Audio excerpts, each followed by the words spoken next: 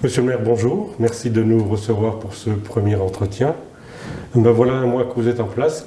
Comment vous sentez-vous? Oui, bonjour. Je remercie Télé Erstein pour l'entretien que vous m'accordez aujourd'hui. Et donc oui, ça fait un mois. Depuis à cet instant où on tourne donc cette vidéo, ça fait un mois pile qu'on est installé. Et tout d'abord, je suis confiant dans ce nouveau mandat. Je remercie les Ersteinois pour leur confiance. Et c'est une nouvelle équipe, une nouvelle énergie qui s'installe. Et donc là-dessus, oui, on a déjà commencé un peu à travailler, évidemment. Donc voilà, pour ma part, je connais déjà un peu la maison, vu que je suis élu depuis 2020. Donc oui, je connais un peu son fonctionnement, les agents. Donc pour moi, je suis un peu comme un poisson dans l'eau ici. Et donc pour mon équipe, pour nos nouveaux adjoints, c'est une découverte. Une découverte qui est avec passion parce qu'ils aiment notre ville, tout comme moi. Et donc voilà, c'est un mois d'intense travail, mais quand on aime, on ne compte pas. Donc, ça a été dit, un mois. Déjà des mesures qui ont été prises concrètement? Oui. Oui, alors par exemple il y a la TLPE, donc c'est la taxe locale sur la publicité extérieure. C'est quelque chose qui a été adopté lors d'une précédente séance du conseil municipal l'année dernière. Je devais ratifier donc cette taxe-là récemment, très récemment d'ailleurs. On a choisi de donc suspendre cette taxe. Donc pour résumer, la taxe locale sur la publicité extérieure, c'est une taxe qui était censée être installée pour taxer justement les enseignes et les publicités extérieures, donc sur les devantures des commerces, des artisans, des grandes enseignes de la ville. Et voilà, nous on a choisi, c'est politique, on a choisi de ne pas les taxer pour les soutenir. Et cette taxe-là, donc voilà, on ne l'a pas appliquée cette année. D'autres mesures déjà prises là, ces temps-ci? Donc il y avait la suspension de la TLPE. Donc j'ai aussi choisi, et on va le faire dans les jours à venir justement, on va prendre un arrêté, enfin je vais prendre un arrêté pour augmenter à 200 € les déjections canines. C'est-à-dire que aujourd'hui les amendes sur les déjections canines sont à un niveau de 135 €. Moi je considère que la ville d'Erstein a mis en place depuis quelques années déjà des sacs, du matériel urbain à disposition pour ramasser les déjections canines et en plus d'avoir investi dans des encarts publicitaires, dans les mags, sur les abribus, pour une ville plus propre. Donc maintenant, pour stopper aussi net ce genre de fléau un peu qui sévit sur les trottoirs de la ville, eh bien j'ai choisi de passer à 200 € pour le moment. C'est contravention sur les déjections canines et pourquoi pas encore réaugmenter plus tard si ça continue. Très bien. Et effectivement, en termes de... Bon, ça fait un mois qu'on est installé, donc c'est 4 semaines. Faire des réformes, c'est un peu compliqué, surtout que quand on arrive, il faut reprendre les dossiers brûlants qu'on doit donc, gérer assez rapidement. Je tenais aussi à souligner que j'ai tenu mes promesses de campagne sur mon retrait de la vie professionnelle. J'ai décidé de m'investir à 100% dans ma ville, dans ma fonction de maire. Et donc voilà, j'ai tenu ma promesse. Et sans compter que j'ai aussi, vous le savez, hein, j'ai baissé mes indemnités de maire. C'est fait symboliquement pour que les Ersteinois comprennent aussi que je les prends en considération vis-à-vis de ce qui s'est passé dans les années passées, vis-à-vis de l'augmentation des impôts. Et bien là, vous avez désormais un maire qui vous comprenne et un maire qui applique tout de suite aussi ses promesses électorales. Et ça va de pair aussi avec la présence sur le terrain. Ces derniers jours, on a eu donc la fête du printemps, toute la journée. J'ai été accompagné de mon adjoint au maire, notre nouvel adjoint au maire, Pierre Mabin, donc adjoint au maire en charge de l'attractivité du territoire et du tourisme. On a fait le tour toute la journée des stands. On est allé voir le salon des artisans et on est allé rencontrer les stands, les Herchanois, voir comment ça se passait, si ça se passait bien ou pas. Voilà. Donc ça c'est important, c'était aussi une promesse électorale et on tient nos promesses, c'est-à-dire qu'on est sur le terrain et on prend en considération donc les demandes des Herchanois. Parlons un peu des projets à court et à moyen terme. Avez-vous déjà des pistes, des nouveautés, aussi bien dans le monde associatif, culturel, environnemental, etc. Oui. Alors, qui dit changement de municipalité, ça peut aussi laisser craindre, certaines appréhensions vis-à-vis des associations. Donc, j'en profite aussi pour assurer le soutien de la nouvelle municipalité envers les associations. On a plus de presque 150 associations proactives au niveau du banc communal et nous serons toujours là pour les soutenir dans leurs activités. La plupart des associations sont malheureusement vieillissantes. Là, on ne peut pas faire grand-chose à part améliorer peut-être la communication, mais en tout cas, on continuera de les soutenir. Les projets à court terme, on va reprendre les ateliers vis-à-vis du PLU. Donc le PLU est en révision. Nous mettrons d'ailleurs un accent là-dessus sur le développement économique, parce que le PLU c'est aussi une doctrine de la municipalité à long terme sur comment on peut voir la ville de demain. Donc on va mettre l'accent sur le développement économique et toujours sur le soutien à l'environnement. Donc on peut allier les deux. Alors souvent par le passé on opposait les deux, le développement économique et d'un côté l'environnement. Je pense qu'on peut allier les deux. Voilà. Donc ça c'est à court terme le projet qu'on va continuer et qu'on va d'ailleurs relancer au travers des ateliers de la révision du PLU. On a aussi vu récemment le cinéma à Lérien qu'on va continuer à soutenir. Donc on va soutenir le cinéma pour son développement, c'est important. On sait très bien que dans le milieu du cinéma, ces derniers temps, il y a des difficultés économiques qui commencent à émerger, vis-à-vis surtout des entrées qui sont en baisse de la plupart des cinémas. Donc la municipalité va continuer à soutenir l'association et même le cinéma. Voilà, donc on a aussi, j'annonce aussi qu'il y aura une zone test, c'est-à-dire que il y aura un sens de circulation qui va changer vis-à-vis de la rue du Capitaine Da. Donc je m'explique.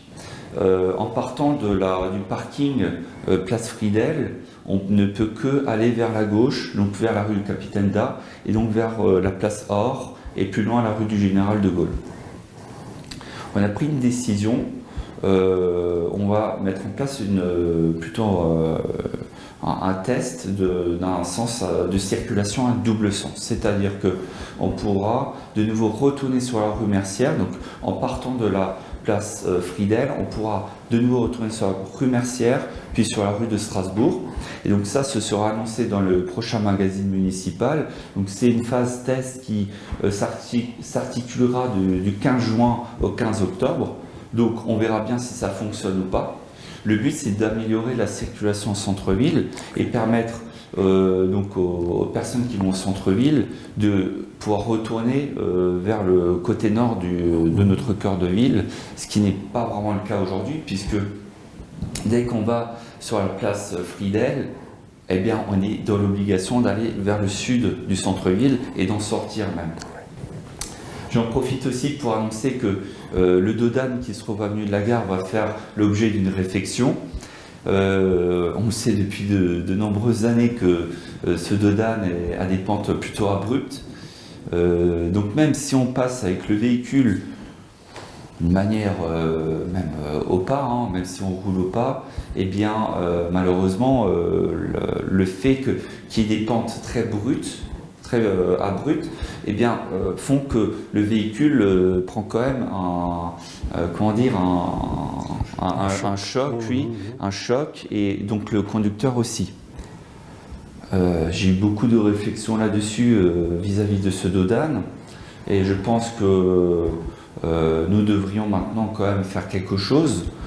Et cette année, donc je vous l'annonce, cette année, on va commencer une réflexion sur ce dodane, c'est-à-dire qu'on va adoucir les pentes, donc il y aura toujours le dodane en termes de sécurité, donc il y aura toujours le dodane, et en termes de sécurité, il y aura toujours cette structure pour ralentir la circulation au centre-ville, enfin sur l'avenue de la Gare, et les pentes plus douces vont permettre aux véhicules de les approcher davantage en évitant que la plupart des véhicules soient raclés par l'enrobé qui se trouve en dessous. Donc ça fera l'objet vraiment d'une réflexion cette année vis-à-vis de ce dodane. Donc on va adoucir les pentes de celui-ci, donc le dodane qui se trouve à l'avenue de la Gare. C'est un premier pas avant la réflexion de l'avenue de la Gare?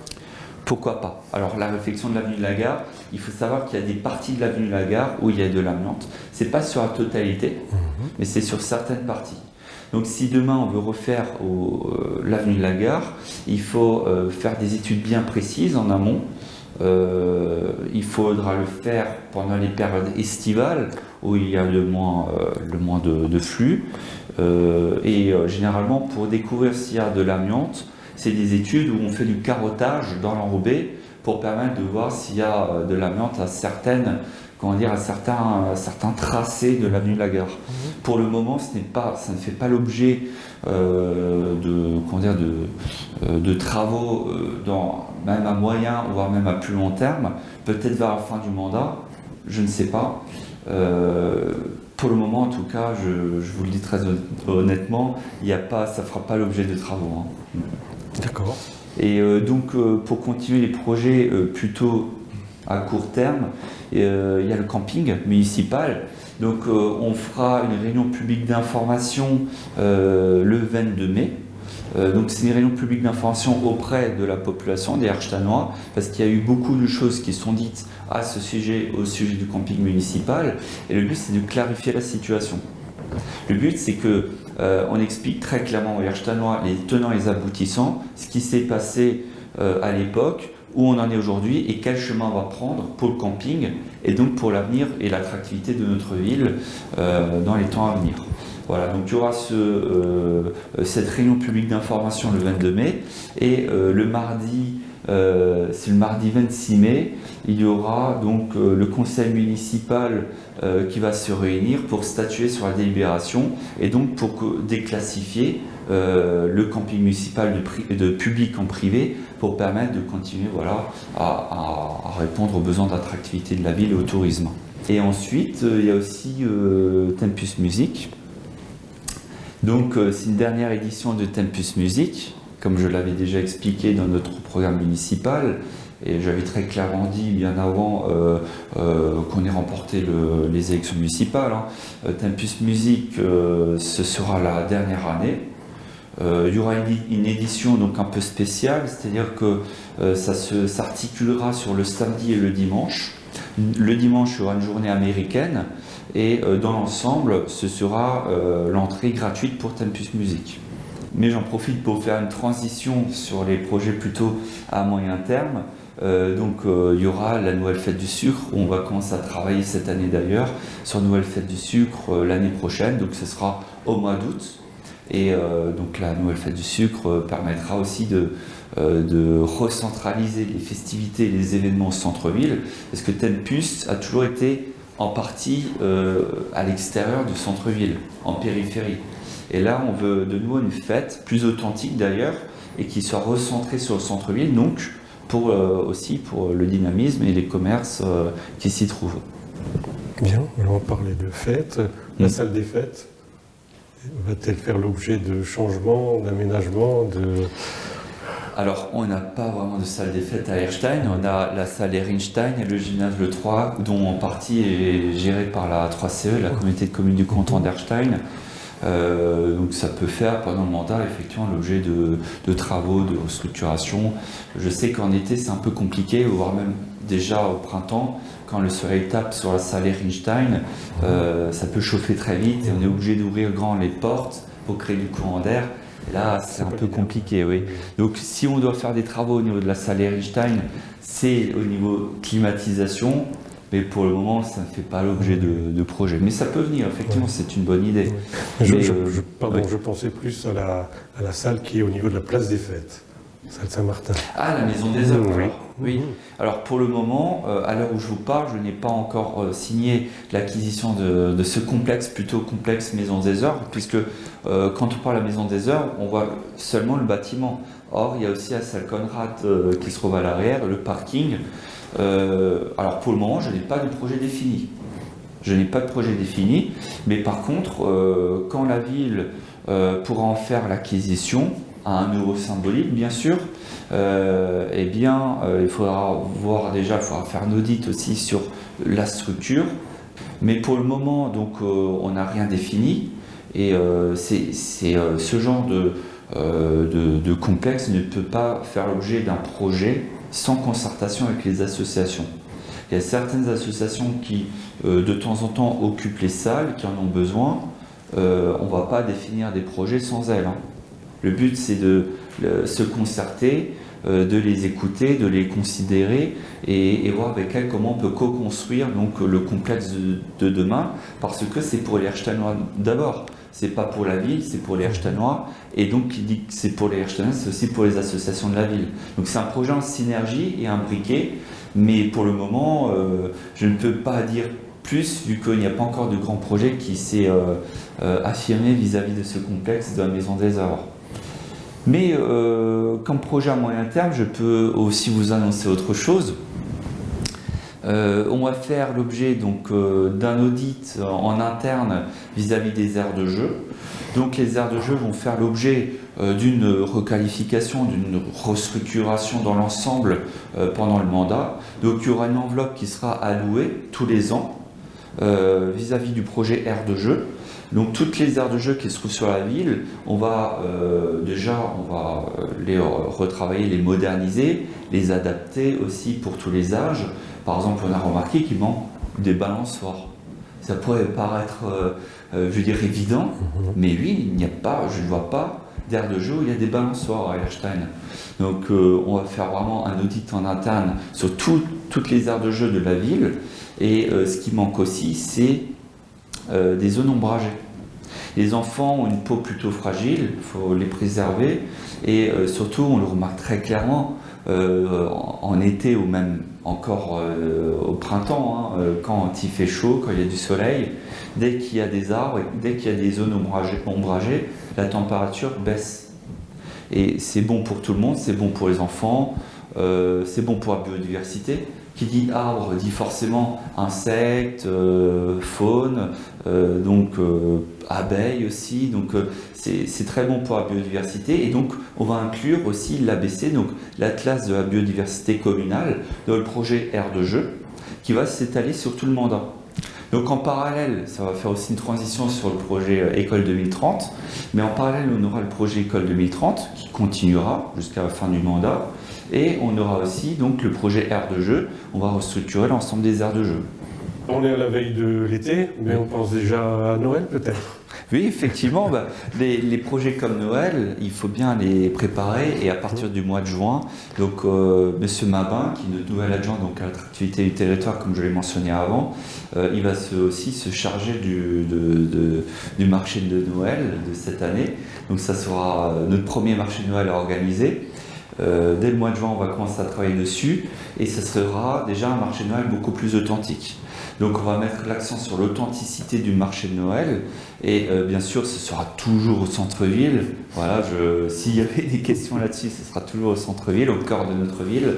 C'est très important. Et puis le marché de Noël, on va aussi mettre l'accent sur les décorations pour que ce soit un peu plus diffus de la ville, que les décorations ne soient pas seulement concentrées sur le centre-ville, mais qu'il y en ait un peu plus à Crafts, un peu plus avenue de la Gare, qui est aussi une des entrées symboliques de notre ville.